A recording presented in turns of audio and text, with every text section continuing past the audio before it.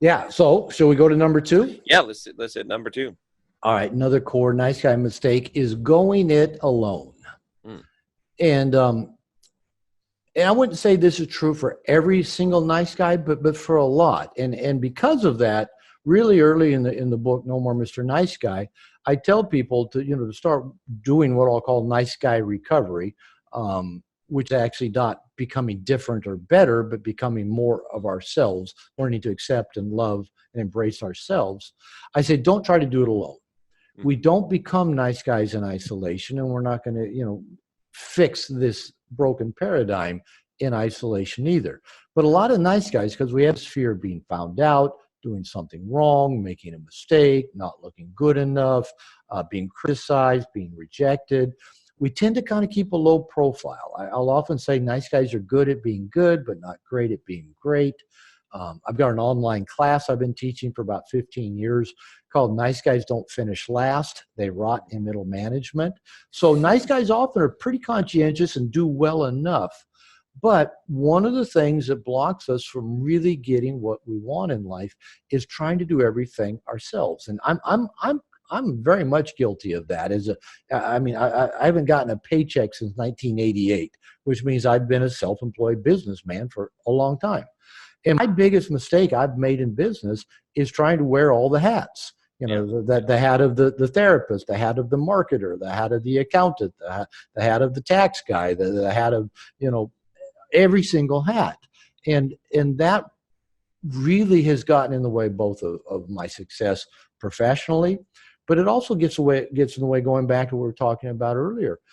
We can't meet all of our own needs. Now, we are responsible as adults for getting our needs met. That's my core definition of adulthood, is that a person who's fully responsible for their actions and their needs and wants.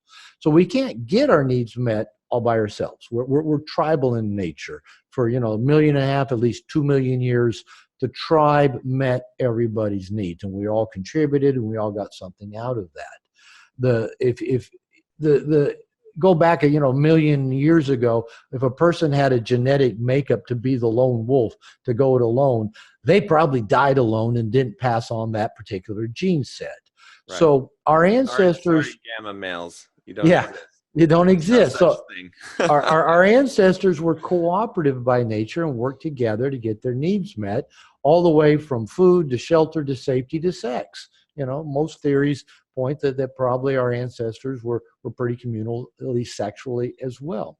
So nice guys, what I found is that while they're kind of complaining, well, I'm not really living up to my potential in work, and I can't seem to find or keep a girlfriend, and I'm just not all that happy, and I can't just seem to stay on my exercise program, is because they're often trying to do it alone. And often what they do in isolation is just kind of medicate themselves, maybe watch a lot of TV or surf the internet, or just, waste time doing things that are not productive. So one of the key pieces I work with nice guys on is, starting out, go get a coach, go join a men's group, go get some therapy, go work on being a social animal, whether you're in relationship or single. The going it alone just makes everything harder. And just for examples, a few months back, I'd gotten out of the habit of exercising regularly. And I've got a weight room and a spin bike and a TRX in my house. I can just walk right out of my office that's in my house and walk around the corner, and there's all this exercise equipment. But I wasn't using it. I had good intention. And so I'm in a men's program that, it's got about 30 guys in it. And I just reached out and said, anybody want to create an exercise accountability group with me? And 2 of the guys said, sure. That was probably about 6 months ago. And to this day, we're on WhatsApp every day, checking in. What's our exercise plan? What's our intention? Did we follow through yesterday? We support each other. We encourage each other. We pick each other up. And I tell you what, since I started doing that, I've been a hell of a lot more consistent with my exercise. Now, I still go in the exercise room and work out by myself. It's in my house, so I don't have to go to the gym. But because I've got these guys and I know I'm check in, if I tell them in the morning, hey, today's leg workout day, and if I don't get around to doing a leg workout, I tell them that. And not that they're going to shame me, they might say, well, what got in the way? What could you have done different? They would have supported and held me accountable. But I'm thinking, well, I don't really want to text them and tell them I didn't do my leg workout today. I'm getting in there right now. I'd rather be relaxing right now, but I'm going to go hit the gym. So by having support systems, we can work on the most important things in our life. So that's the core mistake number 2 that nice guys make, is trying to do too many things on their own, by themselves. Yeah.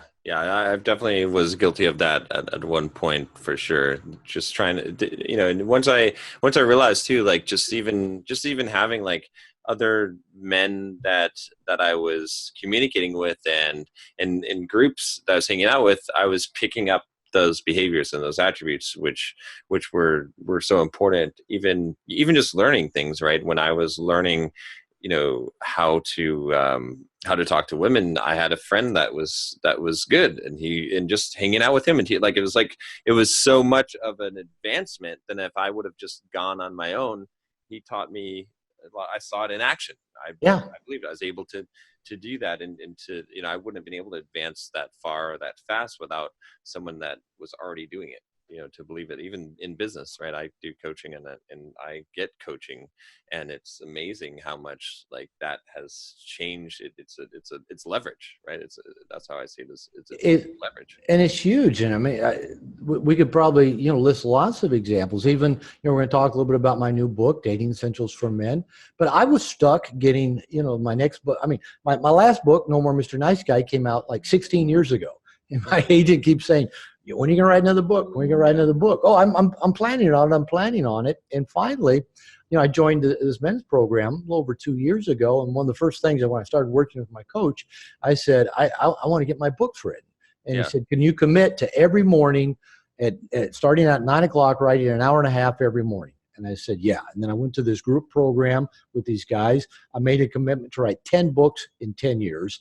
And I said, is there anybody here that would like to start a writer's accountability group with me? Mm-hmm. And about 8 of the guys said, yeah, all working on different kinds of projects, screenplays, dissertations.